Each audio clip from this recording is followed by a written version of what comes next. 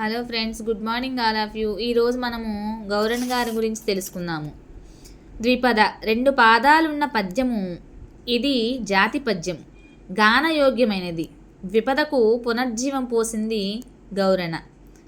గౌరణ 15వ శతాబ్దానికి చెందినటువంటి వ్యక్తి. ఈయన నల్గొండ జిల్లా దేవరకొండ ప్రాంతంకు చెందినటువంటి వ్యక్తి.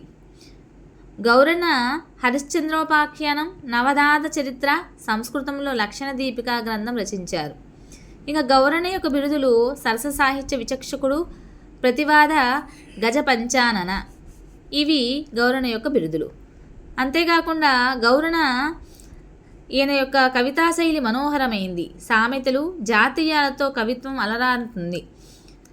అచ్చతెలుగు పలుకుబడిలో కవిత్వం నిండా ఉంటాయి. అంతేకాకుండా పదప్రయోగాలతో నైపుణ్యం అడుగడుగునా కనబడుతుంది. శ్రీశైల మల్లికార్జున పేర ఆయన చాలా కావ్యాలను రచించారు.